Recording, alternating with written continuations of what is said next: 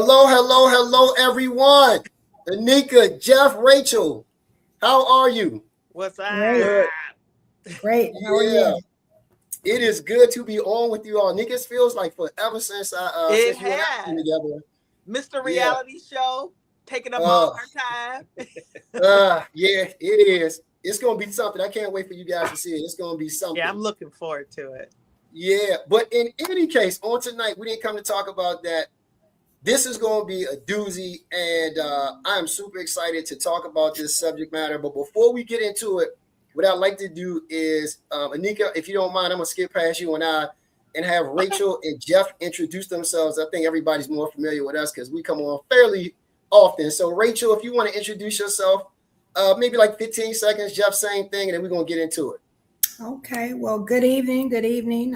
Thank you, Michael. Thank you, Anika, for having me join again. I think this is my second time on the platform. So super excited. My name is Rachel Wallace. I am from Detroit, Michigan, but What up, though? currently, what up, though, What up, right? If though? you know, you know. That's right. But currently live in Atlanta, but don't get it twisted. I am still very much a D girl, all things Detroit, unapologetically. I just All right. happen to live in Atlanta, but I'm not a Georgia peach. Don't get it twisted. Okay. Okay. Jeff Anderson, My name is Jeff Anderson. I live in Maryland, Upper Marlboro, Maryland to be exact. DMV. Um, yep, DMV in the house. That's it. Short and sweet. Okay. And then Anika, I don't know if you want to introduce yourself. I don't think it's necessary, but if you feel like it, go ahead. Okay. And the only reason I said is because the reason I said is because you and I are on so often I know. that I'm teasing. you're a mainstay. You're like, okay, go ahead. I'm teasing you. I got to pick on you because I've been seeing you in a long time. I know. I miss you too, by the way. Likewise, Mike. I miss us doing this. This is great. Absolutely. But you know I got to pick on you for that Go reason. ahead. So anyway, Nneka Owens, co-host of Mandatory Conversations with Michael L. Johnson Jr. So I'm so excited to be here. I'm a relationship therapist, all things relationships. And if you notice, Detroit, we have this saying called "What up, though." I don't know if you guys are familiar with it. So you come to the D, or you're anywhere. If somebody's from Detroit, or you come to Detroit and they say "What up, though," that is the word, the language for Detroit. What up, though? So that's why I said that to Rachel. What up, though? So it was one of those inside things. But now you guys know. We let you into the D language.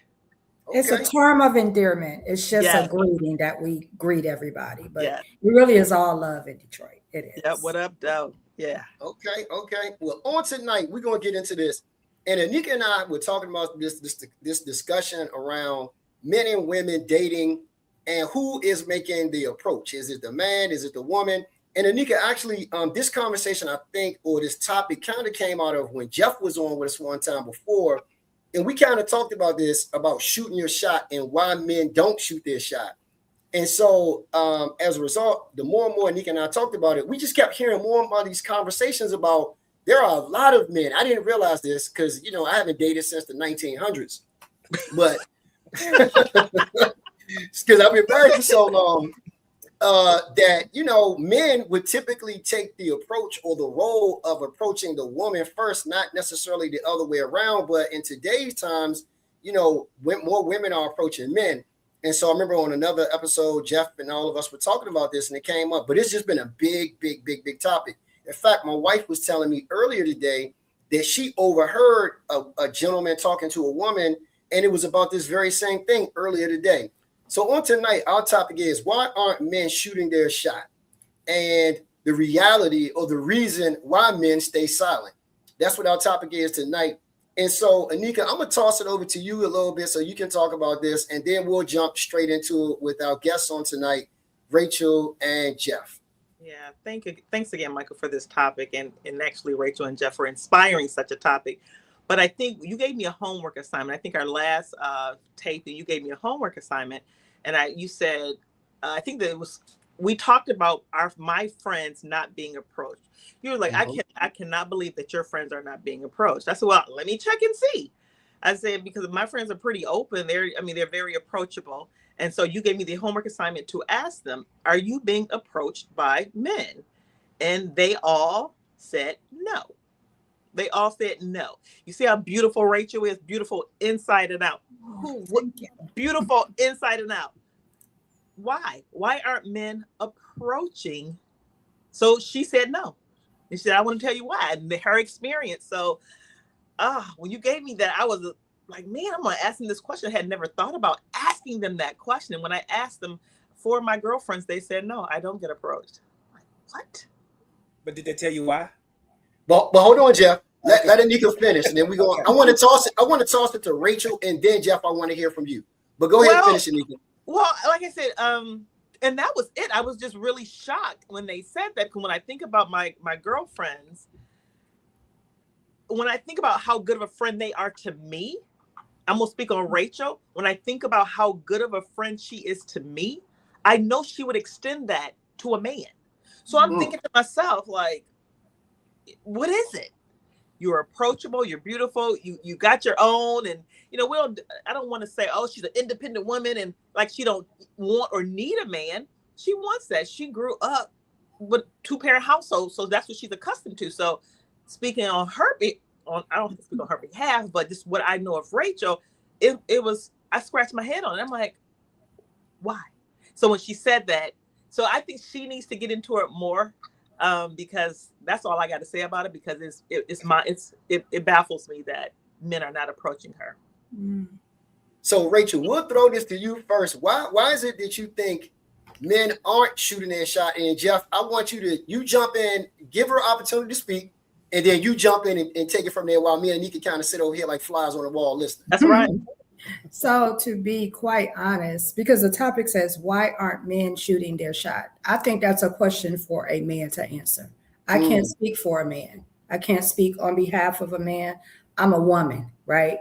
But I think it's more apropos that a man speak to this topic. But I can tell you, as Nneka alluded, and I share with her my experience this past weekend. I said, it's funny we're going to be talking about this because I have an experience or something I went through this past weekend.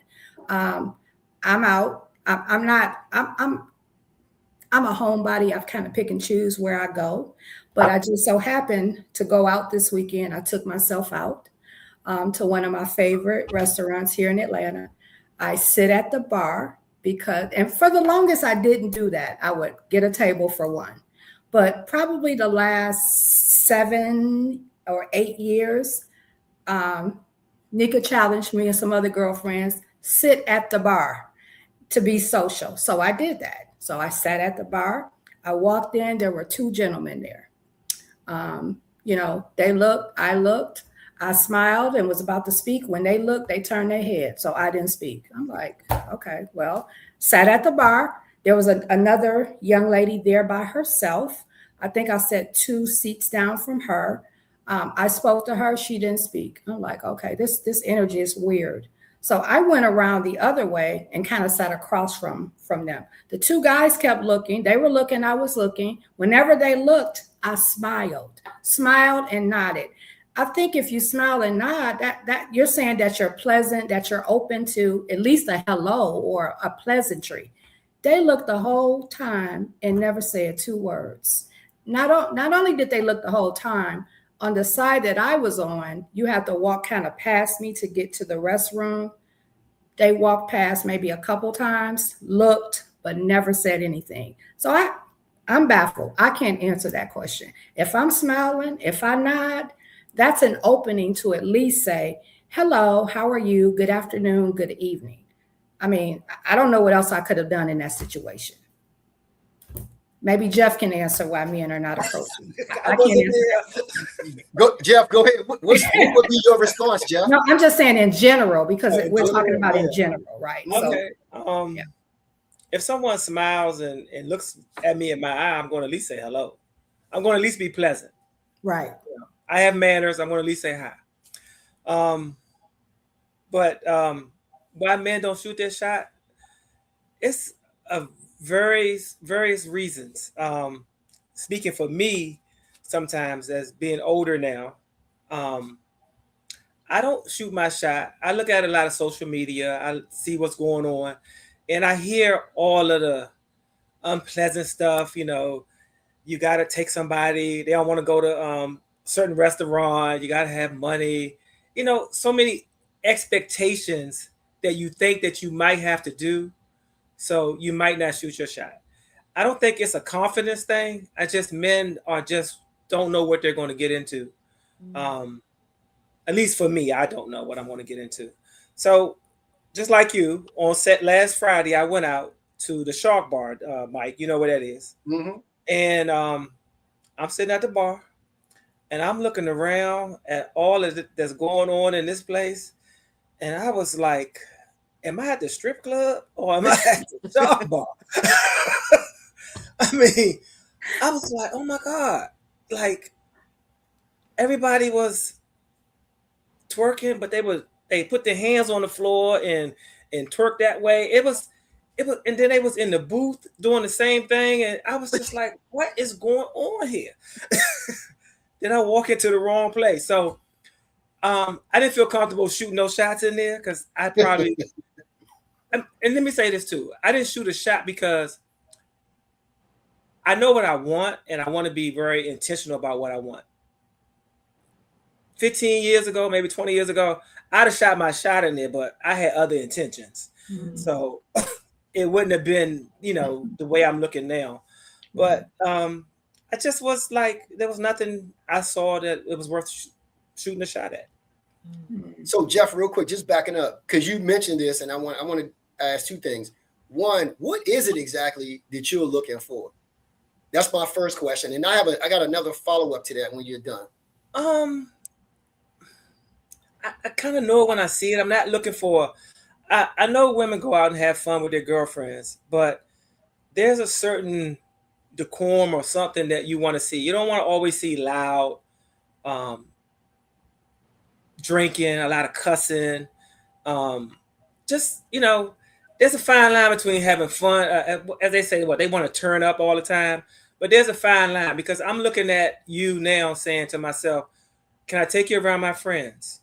Can I take you to my, around my family?" I go to a lot of events, that have politicians and people like you and stuff like, fashion shows. Can you fit in?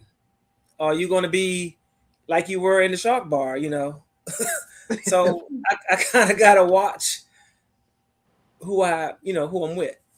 Yeah, I just don't want any issues. I have a reputation to uphold or standard, and I don't want to bring nobody around. Like I wouldn't want to bring anybody around any event that you have, and you can be like, Jeff, who's this? So I just gotta watch, how I carry myself and who I choose to be in my orbit. That's good. Makes sense. And then my follow-up question, Nneka, I'll let you take it from here. So you were describing some of the reasons why you don't approach.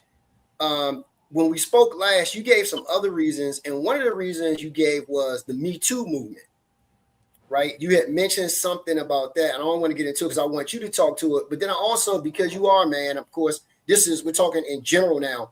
Why do you think a lot of men, or most men, I know you can't speak for all men, why do you think most single men don't approach? I think a lot of them don't approach because, like I said before, they don't know what they're getting to because there's a lot of expectations, such as the amount of money you make, your physical stature. You're too short, you're too tall, or you're not tall enough. Status, the way you dress, just so many things about your appearance.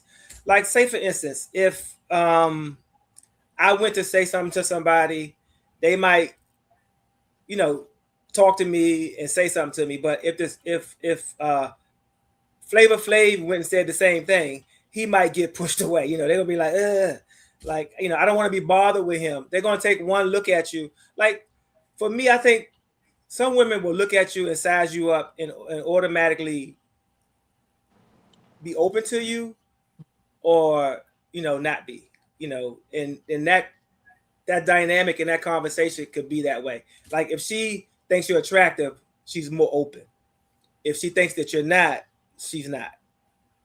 and you can see that in her appearance, in her demeanor, and the way she carries herself. But there are some women still, though, maybe Rachel is like that she's going to smile and she's going to be pleasant to you either way. So. Okay, I want to say this. The word of the day is overgeneralization. It's a cognitive distortion. Yes. And I'm going to explain that. The word of the day is overgeneralization. Yes. That's a cognitive distortion where our cognitions, our thinking, our behaving, how we process things. So a lot of times what happens is I feel like with people, they have a bad experience with someone, one person, a couple people, and they overgeneralize women to be, you say one, let's just say one. They have one bad experience and they overgeneralize to say that all women are this way. So they talk themselves out of relationships because they're so afraid of repeating that bad experience. And so you get a lot of men that are out there. It may be the bad experience from their mama, right? It's not just a romantic relationship. It can be from their mother. And they're like, you just did that right there. You just, that seems similar to my mother. Or people just are very untrusting. They are wounded and they won't admit it. And they just have this surface level of, I just don't want to be in a relationship.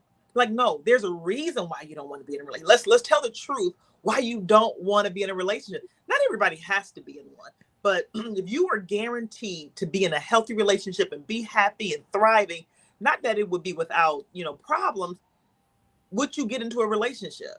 And I think some people just, again, relationships are a risk. We know that. But it's just like you get a lot of people who are overgeneralizing. The word of the day, stop overgeneralizing. Just because you have one bad experience doesn't mean all the experiences are going to be that way. Give a person a chance. I have a question. Does that does work for on the other side with women also, right? Absolutely. Yes. Okay. Yes. All around. Okay. All around. Right. May I say something? Yes, please. So I listened to Jeff, and a lot of what Jeff said, it swings the other way too. So just like you say, women size men up, men definitely size women up. So it works both ways. So for a man, if he doesn't find that woman attractive, women instantly know by his demeanor, his lack thereof, of whether he speaks or not speak. So it worked both ways. It's not just so one-sided. You mentioned something. I want to go back a little bit when you first started talking. You mentioned a lot on social media.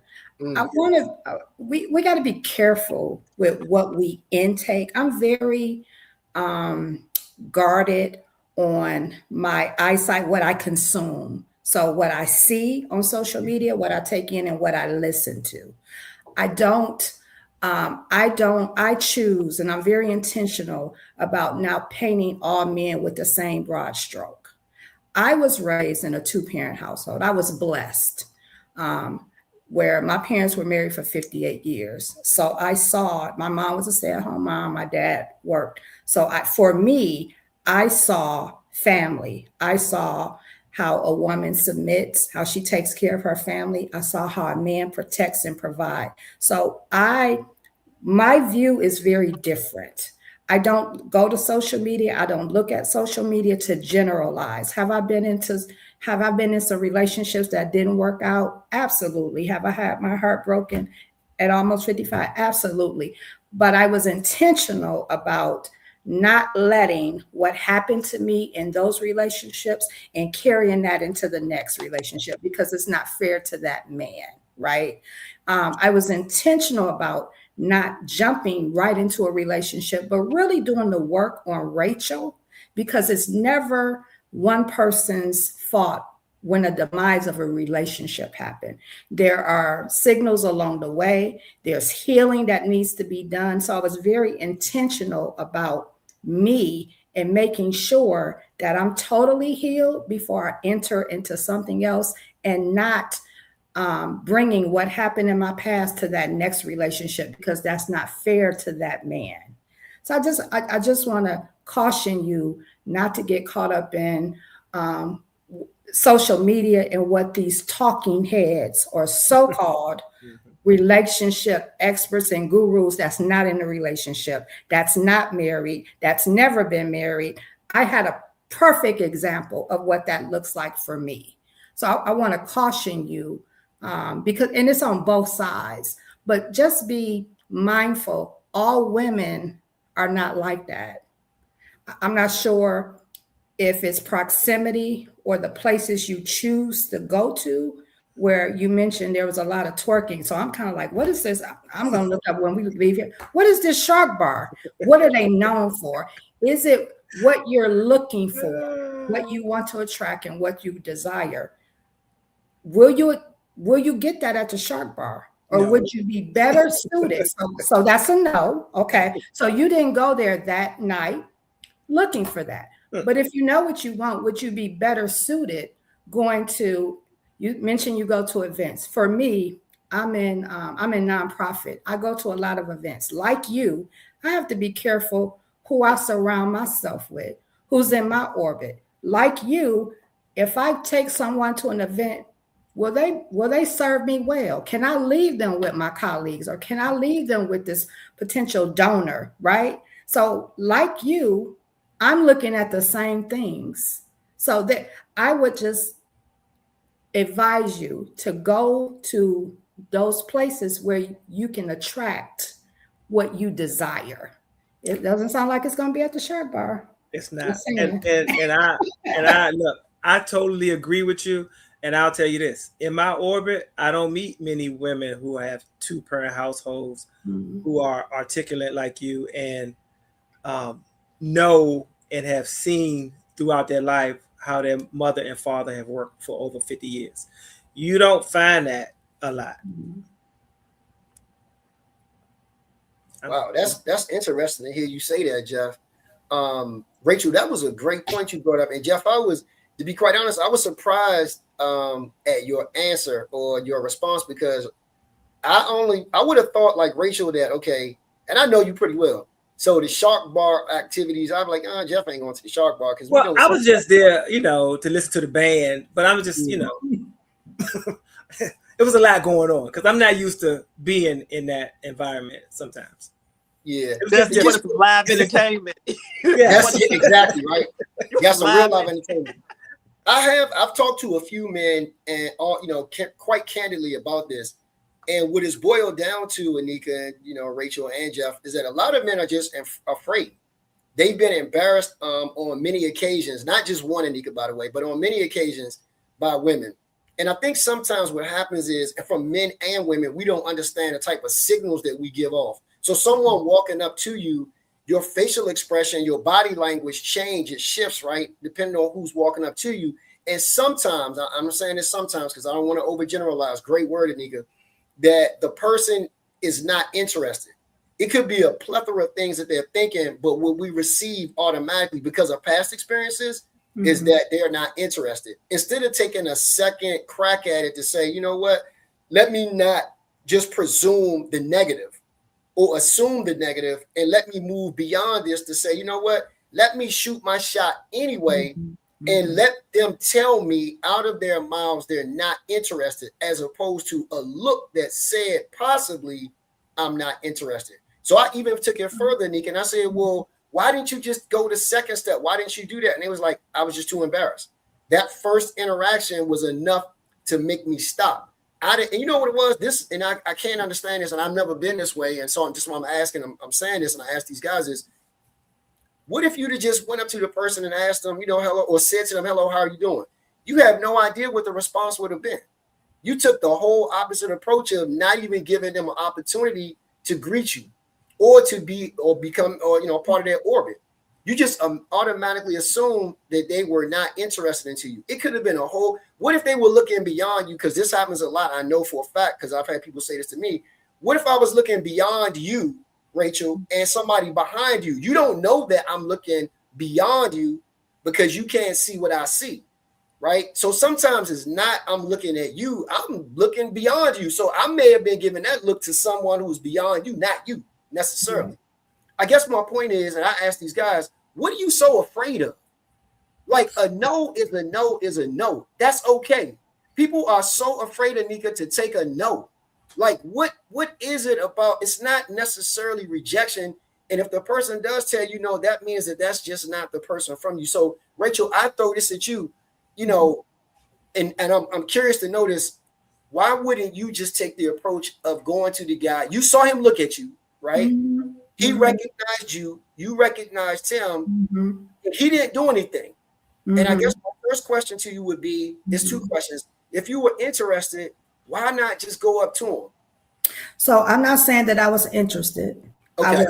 I wasn't, to be quite Okay. honest. But I wish we as Black people would just get back to, I'm a Gen Xer.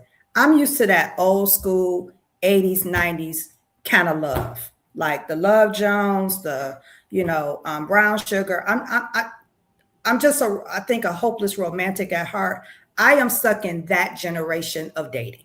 Whereas, if I'm just being honest, women did not pursue men. I was taught that by both my dad and my mom, that you are the prize. Now, some people may take that to the nth degree, but it was taught to me that if you're chasing, you look desperate. I don't chase, I attract. I'm still like that. I did the opening. I smiled. I nodded. In Detroit, I got a Detroit. Nneka knows this. If you smile and nod, that's a hello. That's a hello. When somebody just stare at you back, I'm like, man, I'm smiling. I did the little nod. You guys, and you know this better than this, Jeff and Michael. If you're on the street and you see another brother, if you tip your hat, isn't that a hello? How I grew up, that's a hello. So my smiling and doing that's a hello. I wasn't interested but can we get back to just norms of a hello? How are you doing? Right. And to your point, Michael, which you made a great point. I don't understand what men are so afraid. A hello is a hello. It may not lead to a relationship. Maybe it might lead to a friend or a companion, right? Do we always have to lead with, okay, this is my person, or this is my person? We should start our friendship, to be totally honest. That's what I'm looking for. A friend that could lead into a relationship. But you got to start at ground zero and build that foundation. That might not be my forever person. It may not be just forever person, but you never know. You might get a solid friend out of that, or an associate or an acquaintance, or somebody that you may even do business with. Can we get back to just norms? Hello, how are you? How's your day going? I speak wherever I go. I always speak. It may not be verbally. Sometimes it is a smile. It is a head nod. Sometimes it's a hello, how are you? It just depends on proximity. I was taught when you walk into a room, you say hello, or a man greets a woman. That's how I was raised. Now, I know things are different now, but I gave the opening. I feel like my smile, my warm smile, and my nod was my hello. It may not have been audible, but it was a hello. I'm sorry, guys. I really thought that I had it on Do Not Disturb. But I think one of the things, as a mental health professional, what I have noticed, and I counsel a lot of men, and there are a lot of men who are suffering from PTSD when it comes to relationships. And I hate to say it, relationships with their mothers. And you will be amazed at how common it is. And so there's some deep rooted, although we say, oh, this should just be easy, just do it. And it's like today, I think because more people are talking about mental illness, they are no longer suppressing that, right? So they know it's there. You got a lot of men who are very anxious, who suffer with anxiety to the nth degree and are not being treated for it. So when I say how anxiety can really dictate how you move around and how you engage with people. And so you may feel like they're being rude, but a lot of times inside they are afraid. And people can present this very strong, confident person, and you have this little boy who's afraid. So I think there's a deeper issue that, of course, we can't get into it today, but I really feel like if men would, and women would tap into like what's really going on, I think we can kind of overcome some of these, you know, disconnects. People are so disconnected, and they start to disconnect by their mind in terms of what they feel or feel like is going to actually happen. They're already creating a narrative that will talk them out of being in a relationship. And that negative narrative that they're creating, people, it's almost like their protective shield. This protects me. I don't have to be in a relationship because of these things. And so we can get more men and women to subscribe to therapy and kind of understand like the deeper parts of why they won't make those natural connections. This is normal to, I would think it's normal to want to be in connection with another person of the opposite sex or same sex or what have you. I would think that would be natural to want connections. You would think. So are you guys familiar with seersuckers? Have you guys heard of that? So wait, are you talking about the fabric? You talking about the suit, the fabric? What are you talking about? Seersuckers. It's always in Atlanta. Oh yeah. The thing that Omegas do. Yes. So I'm in a sorority. I'm a Delta, and so I attended my first one this past year.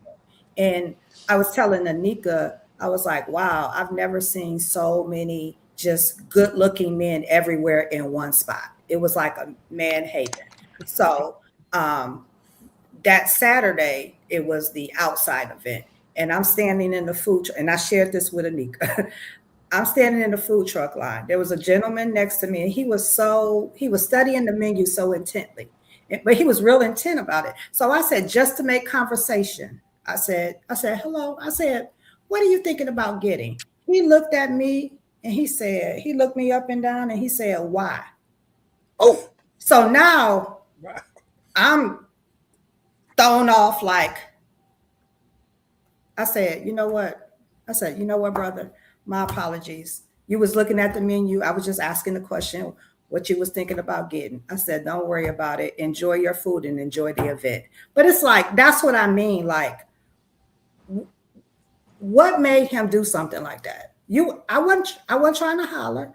I wasn't trying to get your number. You were just, again, I feel like we can't even get to a space where we can just coexist and be kind or say a hello. Another brother, dressed really nice, loved his suit, loved his color, complimented him. Again, wasn't trying to holler, just gave the brother a compliment. I said, you know what, bro, you look really nice in that suit. I love that color. He looked me up and down and was just so dry. I was like, yeah, thanks, I know. I told Nick, I said, these men sassy. Sassy. I said, I've never in my life. I said, I'm good on that event. I said, they sassy. I said, and it wasn't just me. I had girlfriends with me. Men will look, but just not say anything. If you gonna stare like that, at least say a hello. Hello, sis, how you doing? It ain't even gotta be you trying to holler. I'm complimenting one brother and just asking other brother, oh, what you thinking about getting? The way you would have thought I was trying to holler at those men, or I cussed that man. I said, oh, these some sassy men. I was ready to go. Okay, now, can I ask one question now? Sure. How did that make you feel? I didn't take it personal. I didn't take it personal. I'm just like, man, these men are sassy. As men, as we pursue and we are expected to make the first move or to do everything. So say if I was at that event and I tried to talk to 5 or 6 women and I got that response, I might be done for the night. I might be done with trying to say anything because now, I've been shot down 6 times. I've been treated sassy. I've been treated all kinds of things. And I'm like, you know what? This is just not going to be my night. So I'm just going to go over here and take my drink and my cigar and go mind my business. Well, me and my girls, we did that. We enjoyed the band. We danced. But you know what it didn't stop me from doing? It didn't stop me from saying hello. I am a social person. It does not cost, and my grandmother told me this, it does not cost anyone to speak. You never know what your hello, what your smile, what your how you doing. I was at Walgreens before here. The sister looked like she was having a rough day. And I told her, I said, it's going to be okay. I said, it's going to be okay. You beautiful, smile. You know, you never know what your hello, what your smile, you never know what that person is going through. So even with all that, Jeff, it still didn't stop me from saying hello or speaking. I agree, but just like Nneka said, some men got PTSD. Yeah. 6, 7 times, that's enough for them for the night. Listen, they're not going to want to feel like that anymore, for the rest of the night. I get it. So they might go mind their business. Yeah, I mean, and they're not saying that they're not friendly. It's just that, I've had my 10 rejections for the night. I'm gonna go sit down. Then they take it out on Rachel, somebody like Rachel, right? Again, not over. That is very true. Because everybody is different. Let me just deal with people on a case-by-case basis. And I think that's the whole overgeneralization that I'm talking about. One person ruined it for everybody else. And it's just like, I get it if you have 5 bad experience, 10 bad experience, you like to say you're done for the night. But at the same time, if we could be intentional about, let's just deal with people on a case-by-case basis. Not everybody is the same. Not everybody is saying that. Their narrative is something very negative and they get stuck in that and it's over. So I wish we would do a better job. But Nneka, so how do men get out of that? I mean, you got some guys that will shoot their shot 100 times a night, and some have a limit, and they're going to be done. Some guys, they expect, hey, look, I'm gonna shoot my shot 100 times. I know I'm going to get rejected 98, but I'm still going. Some guys get rejected 5 times. That's their limit, and they're done. Yeah, I think it's based on case by case. I think not everybody wants to take a deeper dive into understanding themselves. And I feel like people should want to understand the inner workings of who they are and what makes them be the person that they are. And not a lot of people want to do the work. Therapy is work. It's sometimes it's eye-opening, and sometimes you take 2 steps forward, then you take 2 steps backwards. And sometimes people don't stick it out. So it's hard. It's hard work to really uncover some things about yourself that you may not like. Then you got to fix it. So you got the awareness. It's not just about the awareness. It's about, okay, I got to fix this. It's almost like vomit, not to gross you guys out. You vomit, you're not going to just leave it there. You're going to clean it up. Right? So once you do that, you got to clean it up, and people don't want to do that. Some people just want to heal. Go ahead, Rachel. Some people just don't want to heal. Healing, to Nneka's point, when you go on a healing journey, you got to be prepared for the ebbs and flows, because it's ebbs and flows on that journey. You got to be prepared and be willing to go through a season of separation. You cannot elevate unless you're separated. You have to be willing to do that. You got some people that go from relationship to relationship to relationship because they don't want to sit with their stuff, right? We don't want to heal because when you're going on a healing journey, you're going to be stretched. You're going to go through a season of total separation from family, friends, and loved ones. But I'm telling you, it's beauty on the other side if you can just lean into it. And I'm not telling you something that I think, I'm telling you something that I know because I've gone on my own healing journey. It's uncomfortable as hell, but it's necessary. And I wish both men and women would just admit that we all have some form of PTSD. Yes. All of us do. I don't care what background you're from. I was raised in a 2-parent household. I had forms of childhood trauma from some other incidents and some PTSD over the years. But if you lean into your healing journey and stick with it, I'm telling you, it's beauty on the other side. But most people they can't be alone or be by themselves. I'm thankful that's not my story. Right. I was just gonna say rejection is real though, Nneka. Yeah. And people process rejection a number of different ways. And to Jeff's point, and I think this for both men and women, it's hard sometimes to be rejected, especially if you've been rejected, time after time after time. To what you were saying, Nneka alluded to, there is some form of PTSD where maybe your mother rejected you in so many ways. And so you see all women like this, or your father rejected you and you see all men this way or whatever the case might be. Nevertheless, rejection is tough sometimes, depending on who you are. You don't process that well. It could be, as Tanya said, a harmful thing. If you're in a space and 5 out of 5 times you're rejected, what do you do with that, Nneka? Like as a man or a woman, not generalizing to anyone specifically, but as a man or a woman, you go into a bar, you all dressed up, you think you looking good, you smelling good, you moving, you dancing, you da-da-da-da.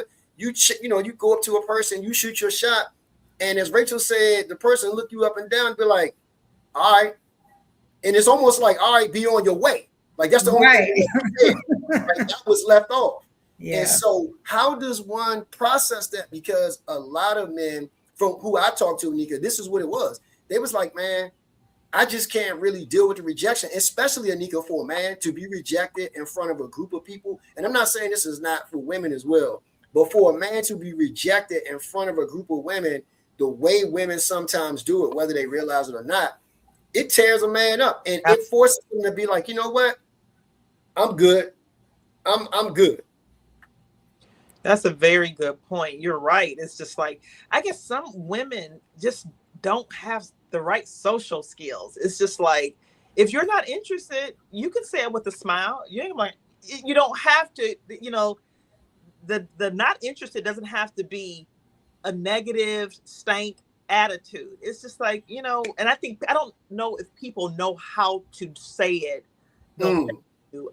I appreciate the compliment, but no, thank you. Or what have you. People just don't know how to line those words together because it's a negative, but I got to say it positively. I just feel like people need to be, if you're going out to meet people, I think people should rehearse what they're going to do. I'm not saying they got to be performative, but a lot of times people, if you're not interested in someone, I feel like there's a way to say that without making someone feel like crap.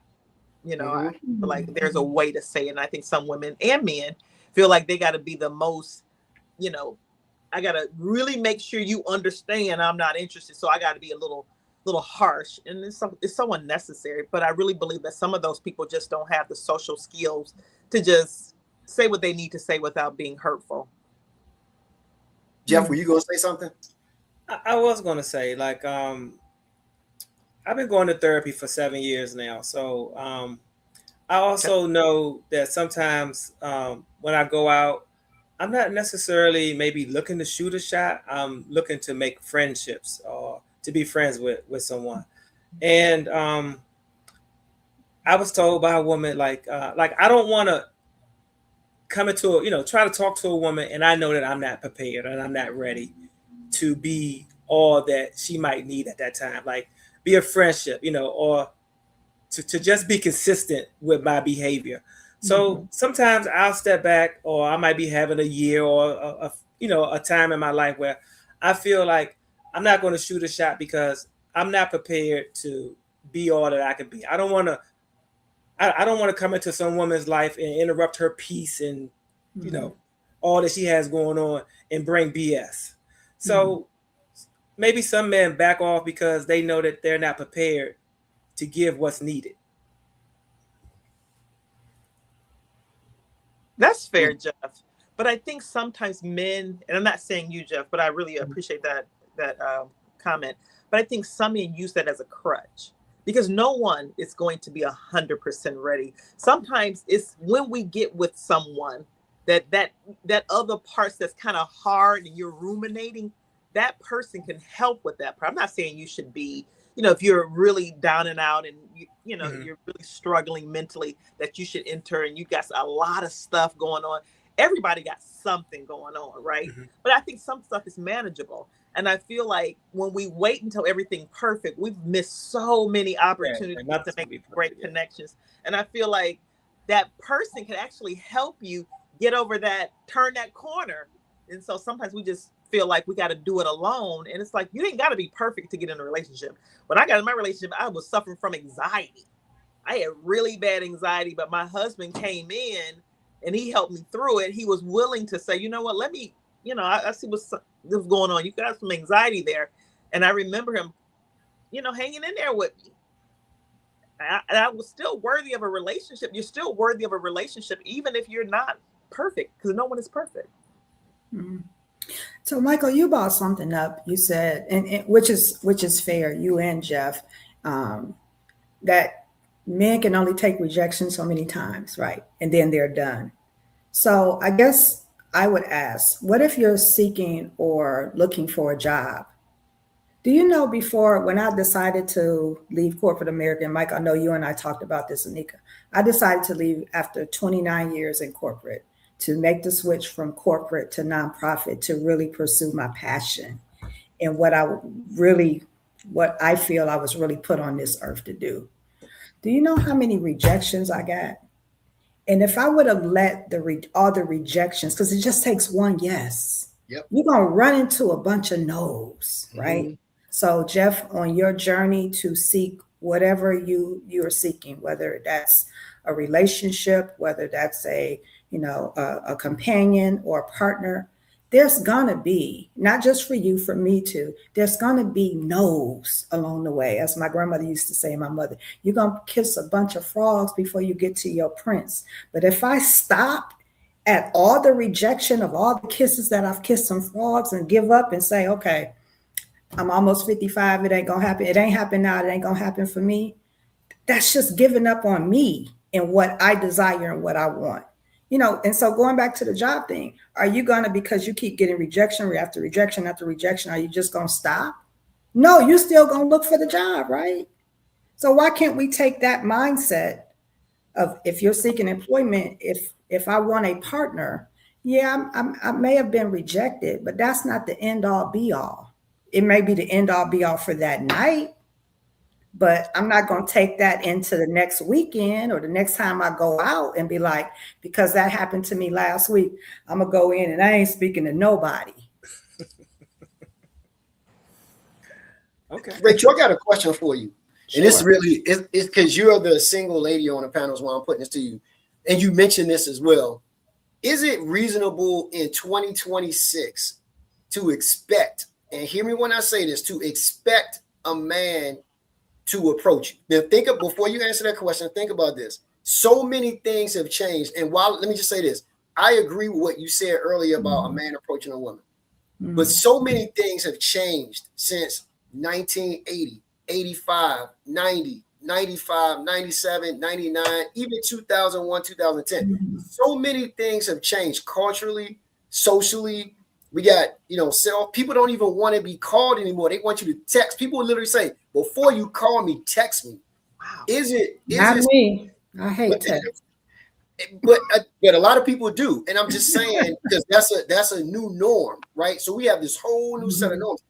Is it reasonable to expect, and I'm highlighting the word expect, this is word for the evening. Is it reasonable to expect a man to approach you? Think about that for a minute. Is it reasonable? I don't need to think about it, because I don't think you should ever lead with expectations.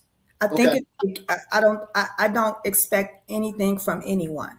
I don't. If you lead with expectations, you will get your feelings hurt each and every time. I don't believe that you lead with that.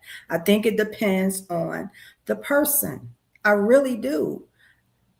I don't have a problem with speaking to a gentleman. I don't have a problem if we're in the same vicinity approaching. I would prefer, now if you ask me my preference, right? Oh, your preference.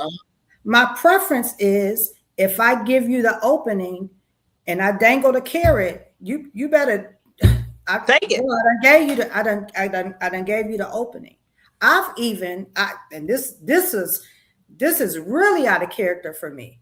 I have bought someone a drink. I would ask the bartender, oh, what are they drinking? Oh, send that on me. You know what I'm saying? Refill their drink on me. That's very out of anybody that knows me. Look at Nneka. She's like, wait, what? This woman has known me over 30 years. That's very out of character for me. So if I'm taking the time to do that, that is an opening for you to at least come over and say, thank you. So you can spark some type of conversation. Just for me, I'm not so stuck in my 1900s that I won't do it. My preference is I rather attract and not chase. I'm gonna have a receiving posture, an open posture. I'm not gonna be sitting at a bar closed off like this, because this is closed off. If we make eye contact 2 or 3 times and I'm smiling, that is your opening. Period. Right. Now, if you ain't taking, if you can't catch up on that, okay, oh well, next. Right. Right. I don't know what else to do. I'm not gonna get up off I done gave you a clear path opening. Clear. Rachel, what if he's super fine, 5, 6'10", nicely dressed, smell good? You still gonna just be like, I sent him the drink, he got the drink, he drank the drink. Right. I'm done at that point. What did my man Jeff say? I'm done at that. I'm done for the night. Okay. I'm not sending another drink. Okay. Now, I done bought a drink. I done sent it over there. I done tipped my, cheers. If you don't get up from where you're at and come over there and make conversation, it's a wrap. I'm done. So I'm like this. I surrender. Okay. It ain't my night tonight. Then I'm going home. And but you know what? You should be done. If you send a drink and you don't get no response, right? I'm you done. should be done. I'm done. Yes. I'm telling you, I'm done. Not even a thank you. I mean, you even can say, okay, maybe that person wasn't interested, right? But But still, even me, to your point, Nneka, I don't feel like I have to rehearse if I'm going to turn a gentleman down. I know how to. You know what?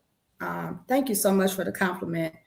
I really appreciate it. I'm not interested, or I'm not here for that. I know how to speak to a man. I know how to let him down gently and not be adversarial or, why are you talking? That ain't even in my character, right?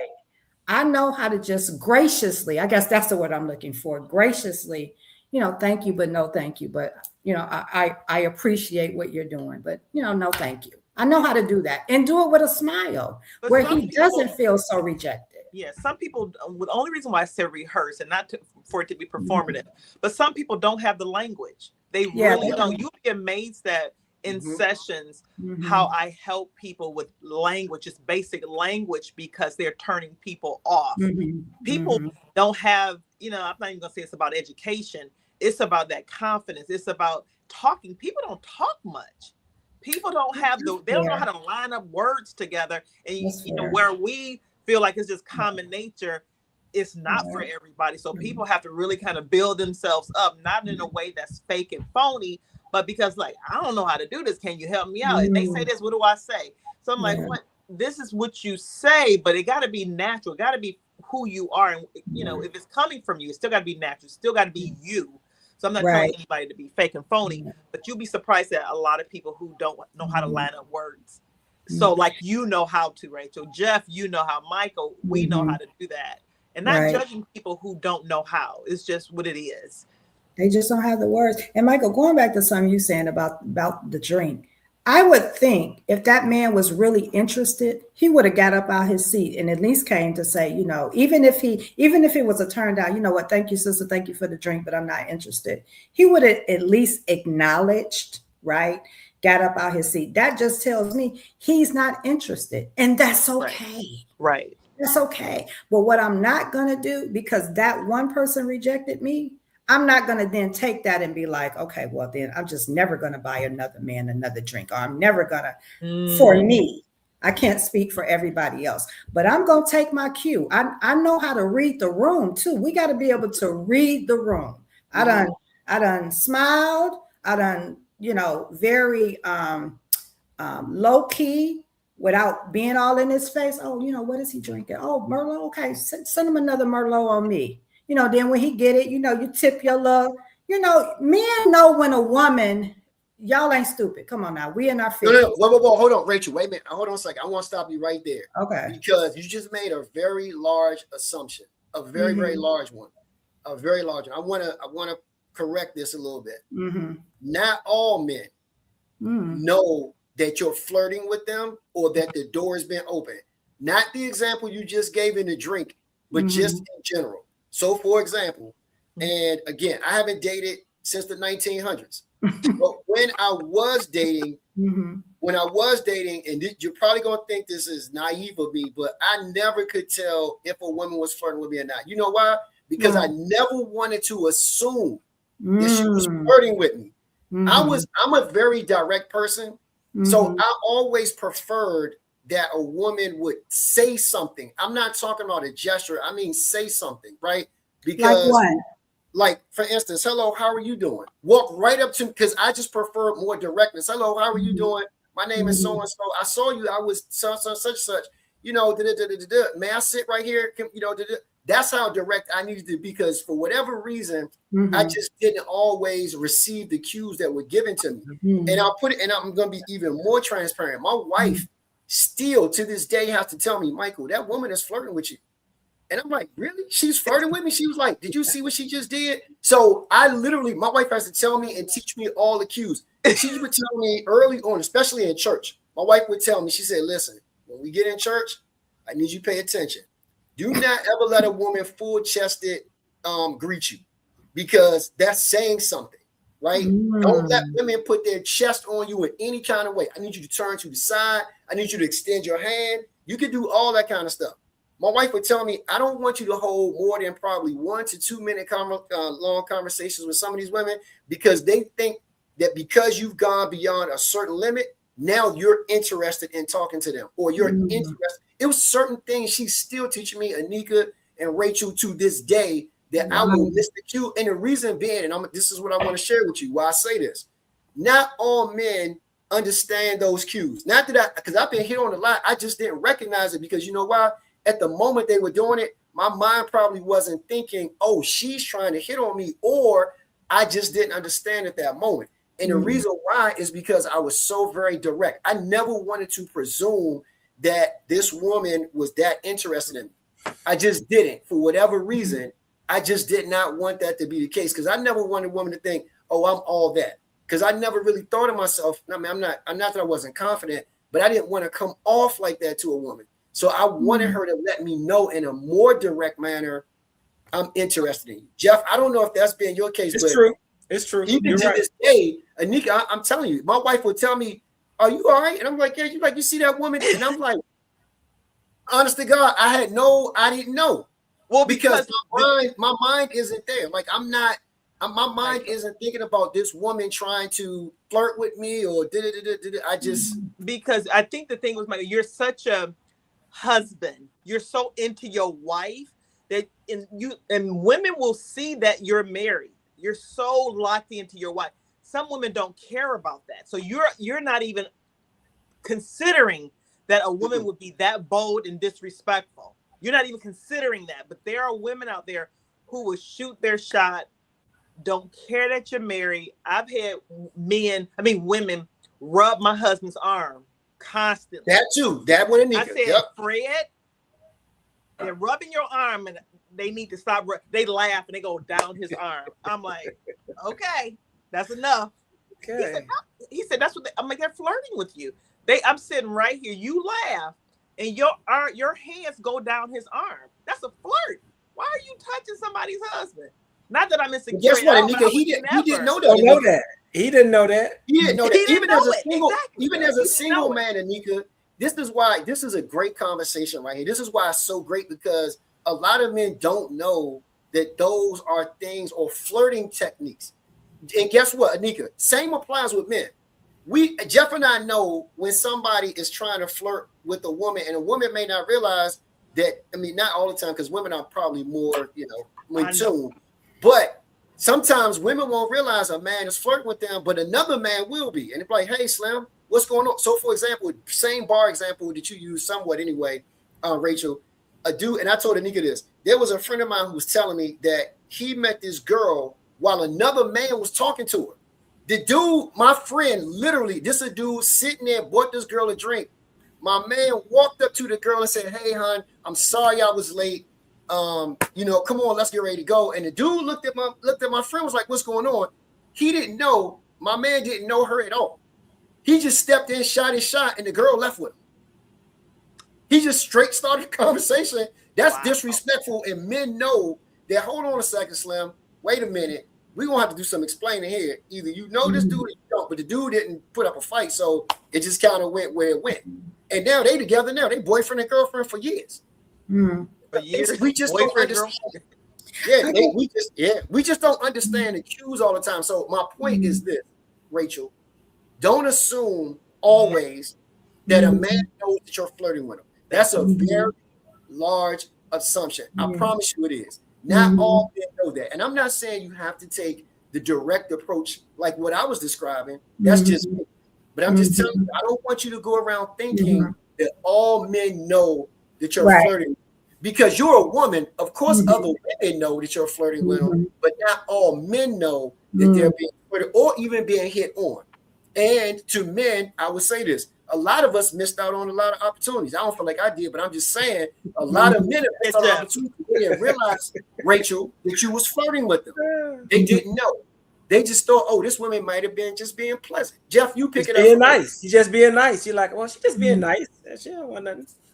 That's what you think sometimes. I can be nice and buy my own self another drink. Not that. We get that one. That's very honest. So I guess I have a question. I'm trying to see how to phrase this question. I feel like I'm hearing, and correct me if I'm wrong, I feel like men really want women to take this onus on of now approaching them. No, I'm like, do we have to do all the work? We gotta carry the kids, have the baby. Do we have to do all? Now we gotta approach the men too. We gotta chase the men. Like, what happened to? I thought y'all like a little chase, as long as you get the opening. But you gotta understand it is an opening that has just been made. Not all men get that. But I will say this to you, to your point. And Jeff, because I've heard men say this, Jeff, I want to hear from you. I have heard men, some men say, you know what? I want her to approach me. If she, that's what I want. Some men do want that. Some do. I don't want to be approached, but I do want to know that there's an opening, that there's no gray area, or that she's not just being nice. Because sometimes I just think someone's just being nice, and I'm not, and I might be missing the cue. So Jeff, I'll just keep her. You want her to say that though? Like, how? What would make you feel? I'll just know it sometimes to say, okay, this is really an opening, and she not being nice. What do you need to hear, or what does she need to do? I think women need to know that, right? We need to know what is it that we need to say, or what is it that we need to do, or how do we need to act to give you permission? Great question. Good question. Okay, there's been times where I thought I had the cue to say something, and she was just being nice.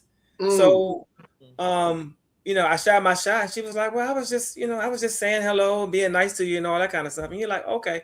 So I missed that shot, or I didn't get it. That was one that I thought I was being approached or being, a cue. And I didn't get it. And then there are other times where it's the same cue, and I'm thinking from the past, I'm like, well, this happened the last time. Maybe I don't know if this is one or not, because I don't want to be in the same, place I was the last time. So I might not go, I might hold off and say, I'm waiting for a little bit more so I'll know. Just saying hello or something like that. I don't know. You know it when you know it. Everyone is different. Will you really know it if you know it though? I would like to think I would. Like I'm asking this question for the sisters, because we need to know. I feel like we out here blind and confused. We need to know, okay, y'all ain't shooting y'all shot. What is it that we need to articulate? We need to say, we need to do, so a man will not only approach, but take it further and ask for the number. Or I've done this too. If you have a good conversation, you know what, we should exchange numbers, or we should exchange business cards. We can even start there, right?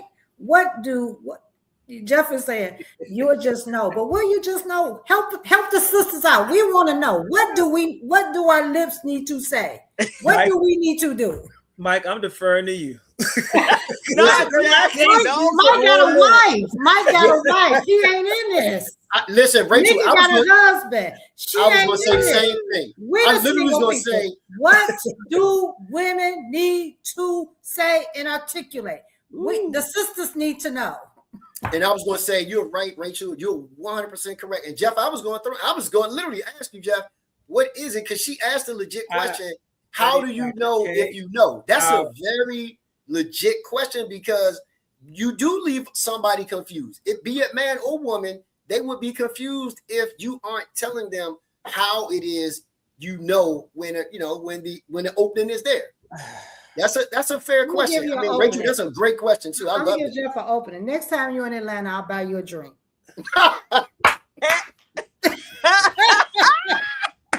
That's a fair opening right there. I know that's right. That's it. Listen, I would say, of course. Next time I'm in Atlanta, I will definitely accept that drink. See, that's an opening that's very, I know now. So if a woman says that, then that's a clear. I'm just trying to see for the sisters, we need to know, like, real. I'm laughing, but it's a very, very serious. Maybe not be so like so generic, like how you doing, or something general, like a general hi, how you doing today. That could be you just being nice. But Jeff, it starts with a hello, how you doing? Okay, but then what else is the conversation? Because sometimes when you're out, that could be it, and you start talking about the weather or something else. Something. Say, will you marry me? Just say that. Just say, no. Will you marry me? That. Stop it, Stop it. Will you marry me? Marry me, yes. Just say marry me. I don't want to be looking like she crazy. Look. Check, please. Check, please. So look, can we do this real quick? I wanna do just like a little scenario, right? And so, real quick, Rachel and Jeff, if you wouldn't mind, play along with me here. Rachel, if you saw Jeff in a bar or wherever, restaurant, you were in Home Depot, whatever the case is, right? You saw Jeff at Home Depot, you say, that's a good looking man. I think I would love to, or might want to get to know him, right? Take it from there and show us and tell us what you would do so we can figure out, Jeff, then now we can kind of figure out how, and then Rachel, you can give him some pointers to say, look, I just told you, don't make it so obvious because we don't want to be that obvious, but something a man would know something you could teach a man that he doesn't know to let him know, hey, I'm interested, door wide open, let's go. Okay, so we at Home Depot or Lowe's, one of them? Yep. Lowe's. Okay, we at Lowe's. Okay, I'll go with Lowe's. I know why. Lowe's is good. Okay, Lowe's is good for me because I stay in Lowe's. We at okay. Lowe's. Okay. I like this, Michael. This is cool. Wow. I don't like this. Look, first I'm looking at Rachel is getting ready. Rachel is getting ready to teach men, including myself, what the cues are, so we know. Right. So go ahead, Rachel. So I got my little card. I'm in the light bulb aisle. Jeff is in the light bulb aisle too. Jeff looking at it, and I'm like, okay, a little salt and pepper. Okay. Distinguished looking gentleman. I'm gonna act like I'm a damsel in distress. That's what I'm going to do. And I may know what I'm there looking for, but I may drum up some questions like, excuse me, sir, I'm having a hard time trying to decipher which light bulb I should get for my recessed lighting in my kitchen. So I know what I need because I got the light bulb in my purse, but he don't need to know I got the light bulb. I see something I'm interested in. I'm about to ask him and act like I'm just a damsel in distress. Sir, can you help me with my light bulbs? Can you maybe come over and twist it in? No, I'm just playing. I ain't gonna say that. I'm not gonna say that. No, Rachel, come on, give it to us how you really would do it. No, I'm gonna ask him about the light. Do you know? Can you help explain this to me? I'm really struggling here. I got this type of recessed lighting. It's talking about fluorescent here, and it's talking about daylight here. So I'm gonna whatever I can do to drum conversation, and then I'm gonna take it from there. So if he's willing, first I got to make sure he ain't got no wedding ring on, but that probably don't matter these days. But let me see that hand again, Jeff. Put my glasses on. Okay, very good. So I'm going to drum up conversation like that. I'm going to ask for help. And then if there's an opening there, depending on how we flowing, then I'm going to be smiling, nodding, asking more conversation, maybe walk a little bit with them. Oh, what brings you in here today? So I'm going to linger around a little bit just to invoke more conversation. That's a perfect opening. And that's obvious now. See, I get the hint now. Is it obvious? Well, What made it obvious?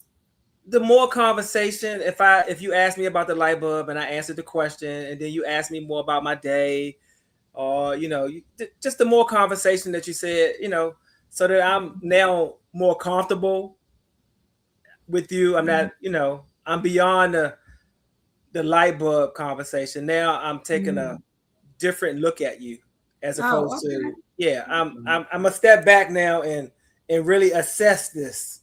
Okay. What's happening now? Yeah. Well, hold on, Jeff. Wait a minute. We're role playing. So Rachel just gave us all that. Now that she's giving us that, do you understand that she has now opened the door? What then now do you say to her? Well, I would try to help her with the light bulb, and I would give her, any I would answer any question that she had, and I might go on to ask her about, is this a brand new house, or why are you changing the light bulb, or just ask more general questions. I might ask, do you have a man to put the light bulb in? Do you need any help? This way it might go off the rails, but go ahead, keep going. Do you? I don't know, something dumb, because y'all got me off guard right now. But that's okay. I don't know.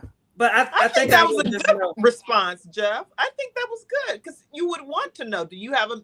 Because you're leading into. I thought that was good. Yes.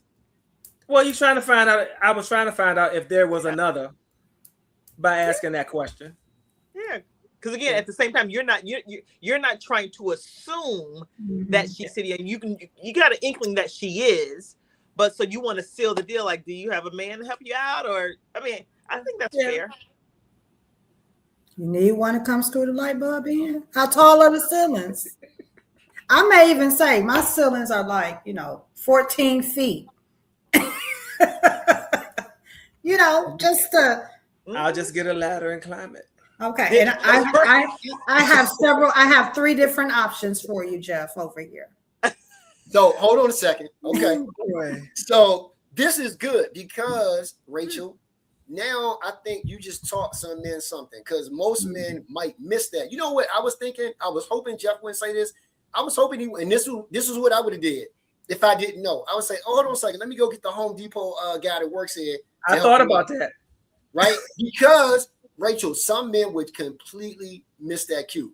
But I think because you took it a step further, I think now he understood, the door is open. And all I'm saying is sometimes don't assume that you gave that little small hint. He understood. Sometimes you might take it just a little bit further, so so that he understands, wait a minute, she might be trying to tell me something. Let me let her talk a little bit. Let me figure this thing out. Let me lean in a little bit and ask her about her light bulb situation.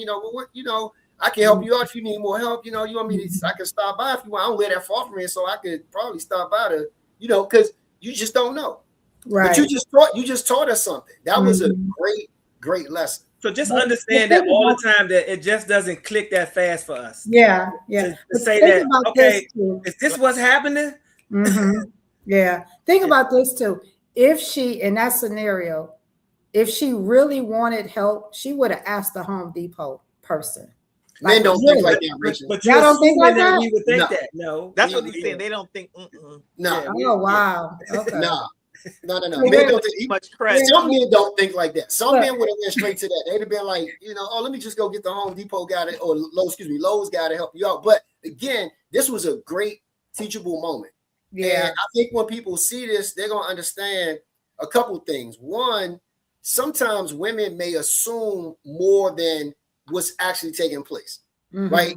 I don't know how that comes about, but I just think that that's what it is. But we've cleared up something now, right? So we understand you know what, maybe he didn't miss it. So now I got to take it a little bit. I got to go to step 2 now. Mhm. And then hopefully you don't have to go to step 3, but it may take a step 3. But as you For said, me, it won't be a step 3. If you don't get it at 1 or 2, it won't be a step 3. I'm gonna go find a Home Depot guy. Just like Yeah. Tanya No, said, let's we read got what Tanya 2. said. Tanya said, if he doesn't seem interested, I would thank him and wish him a great day and move on. Yes. But again, that's an assumption, Nneka, because it may be that he's not, it may not be that he's not interested. He just doesn't fully, it's not clicked yet. That, oh, wait a minute, and this is for Tanya. Oh, wait a minute, she's interested in me. It just may not click at first. So that's why you got to take it out, not got to, but I would suggest that you take it to the next step. Because Jeff got it after that. Because think about what he said. He didn't ask you about the Home Depot guy. He just kind of leaned into the conversation. Now he's like, oh, wait a minute, she trying to holler. Let me figure this thing out, because she got 14 ceilings with these light bulbs, and now she got 3 ladders. I can get on one of these, and then we can take this a little further. Now we out of Home Depot and Lowe's. We at your house. We screwing in light bulbs, right? So I'm just saying, you don't know where it's going to go. Don't assume that he knows. Don't assume. Can I ask this question, Jeff? Sure. Well, Michael, you can. You're married, but does a man have to be in a certain mood? I mean, let's say he wants to be in a relationship, but if there's an opportunity there, do you feel like men miss a lot of opportunities because they may not be in the right headspace in that moment, right? So they'll miss a lot of opportunities to make connections, because right now, how I'm feeling, I don't feel good about myself. I had a bad day. So we let all these different circumstances get in the way of an opportunity. Would you say that is a true statement? I would say that it's true, because sometimes to meet someone in a Lowe's or Home Depot, you have 60 seconds, 2 minutes to figure it out, understand what's happening, and then you might miss it. You might be questioning. You're like, was this an opportunity? And by the time you start thinking that it was an opportunity, it's over. She's on her way, and you're on your way, and you in the car, and you're like, I wonder. But I had said something. You know what just happened? So it's quick, man. You gotta be ready. Quick. You gotta be ready. Yes. If you're not ready and you're not thinking fast, you will miss an opportunity. Yeah, I think if you see a woman in a 7-Eleven, you have 60 seconds maybe before she gets to her car to say something. And if you think too much, opportunity gone. Yeah. Do you think, Michael, this is, and Jeff, you could both answer this. Do you think it's hard for men to kind of switch lanes, switch gears quickly? They're in one lane. It's kind of hard to kind of shift to another lane. It's just like they locked into one lane. And so they're very compartmentalized. It's just like, if you're not out, so let's say you're out looking for a mate, right? You're out intentional looking for a mate, but going to Home Depot, you're not out intentionally looking for a mate. But I think for women, we're always looking for opportunity no matter where we are. When we want to be in a relationship, we're looking for, I can maybe meet him at the grocery store. Maybe I meet him at the club. Maybe I meet him at church. So we're looking all around, whereas men may not be. I think that when I go in Home Depot, I'm going there to get what my mind is focused on. Your tunnel vision. What I'm supposed to do. Get what I need and make sure that I leave with the right thing that I need. So you're right. I might not be focused on that when I walk in. Nneka, that's a really, really great point and question that you made. Because I think men they do have tunnel vision. And I don't think that men are always, if they're not in a relationship, I don't think their single focus is, or they're laser focused in always on, there's an opportunity everywhere. Whereas women are like, if I'm not in a relationship, there's an opportunity everywhere. That's right. Men might get it once they're in the situation, but they won't probably or most likely go out looking like, oh, you know what? I'm going to Wegmans. I bet you she could be in Wegmans. Or I'm going over to get me a pair of shoes today, and maybe, she could be in the shoe store. I don't believe most men think like that. I think, when they see it, they might be like, oh, that's potentially or could be. But to go out and be like, okay, I'm outside, keep your eyes open. This could be the day. I don't think men think like that. I don't think most women are like that. Michael, y'all not that way. That's funny. I don't think most women are like that. Neither. I'm not saying, I think more women are like that than men, but I don't think most women in where I'm at in life, or people, women like me, we are like that. Because to something that Jeff said earlier, we have leaned into our peace. We are minding our business. We enjoying our peace. We taking ourselves out to dinner. We traveling. We doing what we want to do. And I think you get to a certain point in life where you're like, if it happens, it happens. And if it don't, it doesn't make me or break me. But I'm still going to enjoy my life. And it takes a woman a while to get to that point. It doesn't happen overnight, right? That's true. So I think more women are aware, but it ain't like we going out. Oh, it ain't like when I go to Publix. Oh, maybe I meet him in the produce section. I'm going to Jeff's point. I'm going there to get what I get, and if I happen to bump into somebody, so be it. If not, I'm gonna come back. I'm gonna make my dinner, drink my wine, and be okay. Yeah. Right. But I think there was a time when I was younger, like I was intentional about it. Because I wanted, you want to be in a relationship, you want to have children. So I think, like you said, it's different phases of your life. Where when I was younger, not that I was intentional, I did want to go certain places and meet certain people, because I was going to a church that made that the focus. You got to find your mate, you got to find your husband, you got to find your wife, you got to find your person.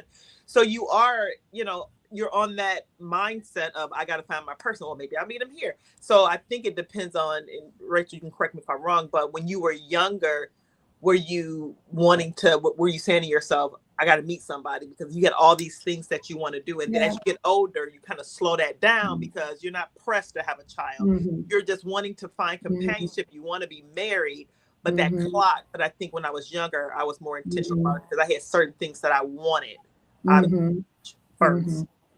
I think for me, I always thought, and Nneka, you know this. I mean, we talked about it ad nauseum. When I was in college, I always thought I would find my spouse in college. I mean, you go there with the intent of course, getting an education, but then, you have a college sweetheart. And because, you're around like-minded people, and I grew up in a different world, right? Most people, I know a lot of people that met their now spouse in school. I was hoping that would be my story. Unfortunately, it didn't work out for me like that. So I think you're right. When you're younger, and if when you're intentional about that when you're younger, I think as you age and get older, and maybe you see that wasn't happening, then I put more focus into my career and going back to school, right? And then if it happens along that journey, so be it. But I think where I'm at in life now, I'm in such a good space. Do I desire a relationship? Of course. Do I want marriage? Of course. I grew up in that. That's what I'm used to, not just within my parents, but my family dynamics. I feel like I know that I am a wife. Now, whether that happens or not, I can't control that, right? But am I going out looking and seeking? I am not. That's right. To be completely honest with you, I am not. If it happens, so be it. Yes. Can I go back to the one thing with the lows? Also, I meant to say nonverbals also. Sometimes when you're in a store and she's talking to you, you might can see how she's looking at you. How, there are nonverbals that will let you know also. Like what, yeah? Like what? Be specific. Like nonverbals, like she might be looking at you with a smile, like she hungry and you a big cheeseburger or something,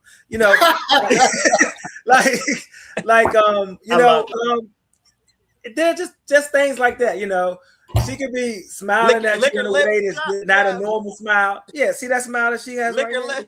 Yeah. He's a smile. Smile like. Non-verbals play a big part. Okay. So Rachel, did you get that, Rachel? The cheeseburger look. I hope I didn't give that up. I am a little hungry, but I'm like cheeseburger look. Okay. I know, right? Is he saying that to me or just in general? Okay. In general. Okay, no, I'm joking. I'm joking with you. Yeah. So, That's good. Ladies, what I'm hearing is we need to be more intentional with our nonverbal communication. So, if you know that you are interested in said man, make sure your not only your mouth but your nonverbals, because they're reading everything. So a little smile, a little like Look, this, shimmy. a Hey, little Rachel. wink, Shimmy a it a little you bit. gotta lick your lips and look desperate and look like you want to eat somebody Can up. Can I answer one question? I bet you men give a lot of nonverbals. What? Jeff, I mean, I'm asking, do men give nonverbal? I mean, the way they look at you when they might look you up and down, or they do things like you said when someone said something to you, he looked you up and down and he gave you some bad nonverbal. He didn't really have to say anything, but the way that he looked at you was a turnoff. It was, because he looked me up and down like I stank, and I know I didn't, because I was looking good. So that's a nonverbal that you picked up some bad energy, and you was like, yes. Yeah. I read energy. Like I'm good at reading the room. I am. Well, men pick up the energy too, good or bad. Men pick up the good energy and the bad energy. Mm-hmm. So if we're in the aisle and you're giving me good energy and you're asking questions, I might be more like, okay, maybe there's more to this than a bug. I don't know, Jeff. I don't think you gonna take it, because you like, I'm done. I'm done. I'm done for the week. I don't know. But I might be done for the week or the day, but I will still come back. I won't be giving up. But you didn't miss you didn't miss several opportunities. Because you didn't probably so. Yeah. I probably done missed a whole life full of opportunities because I just mind my business. Well, Jeff, you got to stop missing opportunities. You do. You got to stop missing them. Especially if you want to be in a relationship. I'm of the belief that a lot of people just don't want to be in a relationship. They don't, because when they meet someone that has the energy, the potential, or whatever you want to call it, there's good vibes, people tend to sleep on those, because I really feel like some people really don't want to be in a relationship. So when they meet somebody, just give it a try. People won't even try because they're already in their head. They are dooming the relationship. They're dooming. It's like, give it a try. But if you really want to be in a relationship, I think people will give it a try. But if you really don't, you are going to pass many opportunities, because it sounds good to say you want to be in a relationship, because that's the expectation. You should want to be in a relationship. You're a single man, you're a single woman. You should want to be in a relationship. And the reality is, if you don't want to be in one, I think it's okay to say, that's not for me. I don't want to be in a relationship. I like my alone time. I have a brother who says, I don't ever want to be married. I will never be married. I love being single. I love coming home by myself, not having to worry about and he's honest about that. So I agree. Mm-hmm. So we're gonna wrap it up here. And I do have a question for Jeff and for you, Rachel. If y'all could change any one thing about the dating culture as it stands, what would you change, or what would you like to see changed? Rachel, you go first. I was just about to say, Jeff, you go first, because I need to think about it. Ladies first. That's right. I'm being a gentleman. Ladies first. Okay, gentlemen. The dating culture. I want to get beyond, and Nneka and I have talked about this. I am tired of just talking about things. What is the action items? What's next? I'm tired of these talking heads and talking figures. What are some action items, some real tangible action items that both men and women can do to move us closer into connection and relationship? I am tired of the brokenness in our community. I am tired of us tired of us denigrating and downing each other. That's not helping anything. It's separating us. It's not bringing us closer. I want, if I can be honest, I want our married friends to be more intentional when they see that they have these single friends that are that want to be in connection. How can they help? I want more of that. Not, I got mine, you get yours the best way. No, how we in this together, right? We in this together. How can I be of assistance to that? I want us to stop. I'm tired of the separation. I'm tired of all these podcasts that down women, that down men. That's not helping. What are the action items to get us closer to connection and then in healthy relationships. That's what I want to see. Like Michael, you got what's the name of your all the good looking men that I see on social media? What's the name of your group? Rachel, what are you doing? Yeah. Why are you putting me in this? No, because I want to know. Are you talking about the men? Are you talking about the men? Yes, the Silver Fox Squad. What can you guys do? What are some action items? I'm going to task you with this because you got the men, right? And if Nneka had the women, I would task her. What is it as you have your wonderful platform, as you're talking and being invited? What is it that you and your cohorts, your brotherhoods can do to bridge this gap between men and women? Action items. That's what I want. I'm tired of talk. We're beyond talk. We've been doing a lot of talking. Action items. Yeah. If you're asking me, this honestly, I believe it starts right here what we did tonight. Very good. Do we need more role playing? Yeah, I think, well, I don't have a plan now because you just asked me. I have to sit down and think about, like, really put something together that's meaningful, that's going to be lasting. So to answer your question, no, I don't have a game plan because you just asked me. So I got to think about it and put that. And I'm not going to put that on the Silver Fox Squad. I'm going to put that on me, Mike Johnson, because this is my platform. I'm going to put that on me. And I'm going to put it on myself and Nneka. That's what I'm going to do. Right. But the first thing I would say is it starts with conversations like this tonight, right? Because one of the things we have to do is clear the air. There are a lot of assumptions and expectations that need to be dealt with. That what we've done is we've never figured out what the answers are. So we just expect from one person or the other that this is how things ought to be. And sometimes, yes, that's the case. And a lot of times it's not the case, right?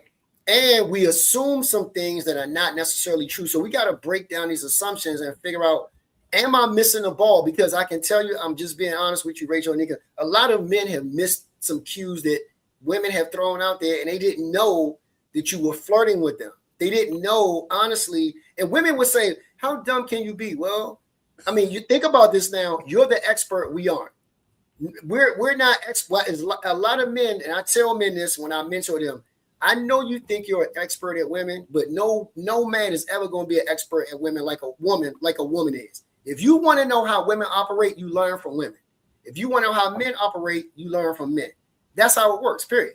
No, any man who has ever had any success with women has learned from a woman, whether it be his mother, his auntie, his ex-wife, his girlfriend, his current wife, whoever it is, it has to be a woman to teach you how to do that. Same goes for men. So that would be my answer to you, and that's how I would attack it. And so, Nneka, I think now it's been thrown out there. The gauntlet has been thrown down. Maybe we need to sit down and think about this a little bit more.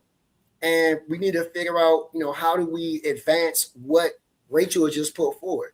I think that's a great plan because as a married person, I would love to see more women, especially Black women, married. I have a vested interest in that because I have 3 daughters. One is married. One is probably, I'm sure, going to be getting married pretty soon. And then I have another daughter who wants to be married and wants to be in a relationship with. So I have a very vested interest in this because I want to see them get with men who are going to treat them better than I treat my wife. So I have a very vested interest in that happening. So yes, I take that seriously. And to your point, I'm going to work with Nneka to figure out how do we do that. So thank you for the challenge. Challenge accepted. Exactly, challenging. But Rachel, I've been doing that for a while. I do want to stuff. Yeah. I've been doing that for a while, but I don't have the ability to recruit men. It's hard. I need another man to recruit men. I can recruit ladies all day long, but it's hard recruiting men because I just feel like some men are so, and women. So I'm not going to just say men, but there's a lot of anxiety, and people don't want to believe that, but there's a lot of anxiety that men have that will talk them out of pursuing a relationship because they're living in the past. They're the word of the night, overgeneralizing that all women are the same, and it's not fair. And women do the same thing, like to just absolutely, and not just anybody, but people that are men and women that are intentional and serious, right, about wanting to be in a committed relationship. Yeah. Jeff, answer the question, please, sir. I forgot the question, but I'll repeat it for you. okay. In this, what would you like to see changed about this dating culture that you guys are in today? What would you like to see changed? I would like to see more men and women honest about what they need and want. That's good. We are honest about what we need, and we're all in different time frames of our life, and what we want, we don't necessarily tell the other person, because if we had more, if we talked more, we could already figure out that this might not work for us, and and we're not on the same page. But just honesty up front, friendship, honesty and friendship up front, so you can be able to have a dialogue at all times. So, question for you, Jeff. So, if a woman, I'm sorry, I want to role play again. If a woman, you meet a woman and y'all hit it off, y'all may be having coffee at Starbucks. No, you got to be nothing, no 5-star. You can start off with coffee or start off with tea, because you may not want to sit across from her for an hour and a half or 2 hours. So I say, I love coffee dates or tea dates. And she says, okay, here's where I'm at in my life. I am not looking for a boyfriend. I'm too old for a boyfriend. I'm looking for a friend or a companion that's going to lead to marriage. Would that run you off? Is that the kind of honesty? You say yes. That's very honest. Yes. But would that run you off? That's my question. It's not going to run me anyway. Okay. All right. Because some men, as long as the woman don't drop down on her knees immediately and ask right. for Right. But if she just say that's where she's at in her life. If we are sitting down and we're having a conversation, I'm not going to run off because that's what she wants. I mean, I want to know. Right. And I want to know everything to see, if we can move forward or not. Up front. So speak what it is that you want, because if you're saying something that you want and I know I can't provide, I'm going to say I can't provide that. Right. That's good. I like that. Yeah, that's good. That was a good role play too, Rachel. I appreciate that. Yeah, you got her on a roll, Michael. I know. Hey. On the spot tonight. We gotta do more of that. I don't like all this role playing.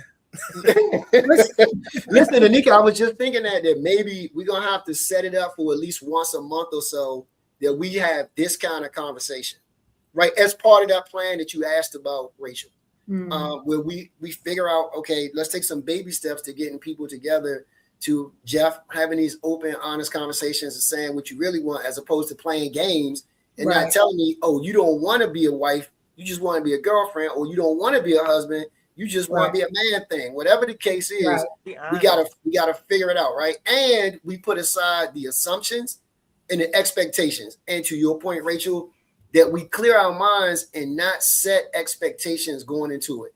That let's get into it and then let's form some expectations, because forming these very hard, non-negotiable expectations is not going to get us to where we want to be. And it's a turn off. Yes. I agree, Jeff.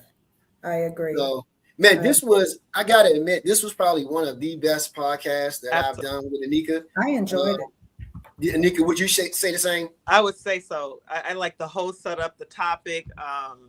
And I think having guests on is very important, because me and Michael can talk all day about a particular topic, but we'd like to bring on guests that are actually going through it, real life in real time. I think that's important. Having these very transparent, vulnerable conversations is important. So yes, I really thoroughly enjoed it. Got it. So thank you all for the invite again. I appreciate it. Thank you. Yeah. Before we get out of here, thank you, Jeff. Thank you, Rachel. Thank you guys for being so transparent. Thank you for your honesty about how you feel and what you want to see, because we know some people are afraid to do that, to really kind of bare their souls, if you will. But how do you get better and how do you progress if that's not what you do, right? Admit to where you are doing well, where you're not doing well, and be open to whatever the possibilities are to get me to where I want to be.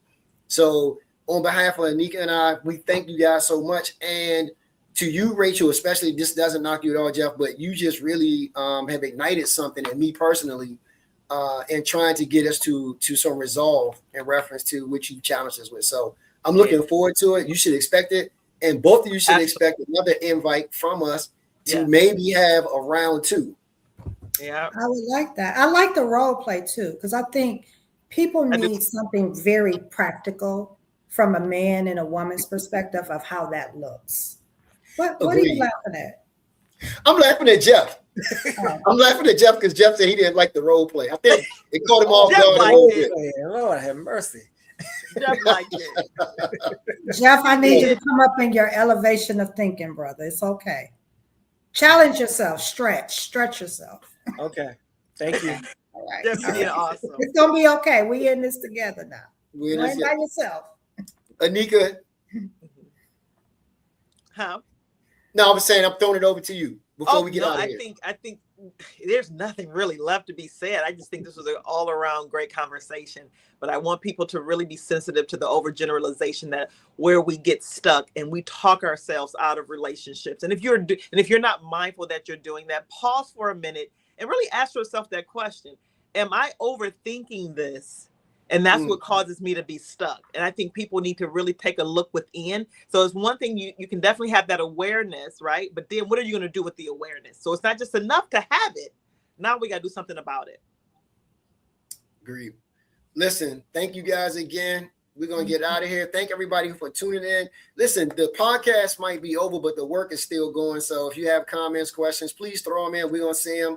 We're going to respond to you and look forward to Nneka and I coming back with our next topic. We don't know what it is just yet, but we're going to come. I sent you something, by the way, Nneka. I want you to take a look at it. Okay. And actually, I'll just mention it to you guys. So this is real quick. We ain't got to talk about it.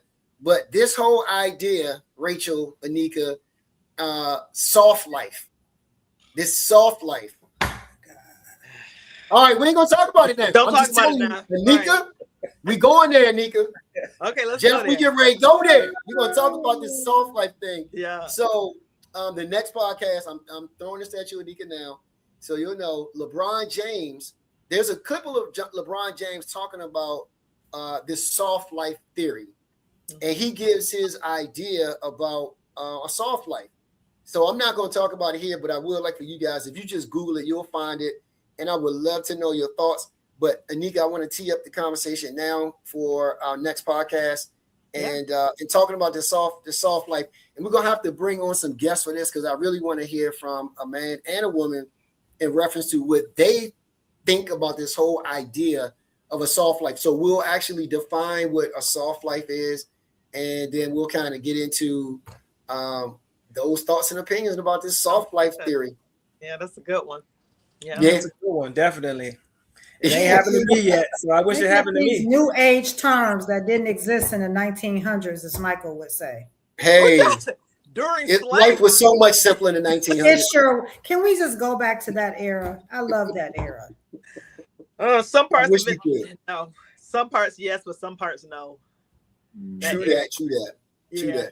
Listen, guys, thank you so much again. We really appreciate you. Again, we're out of here.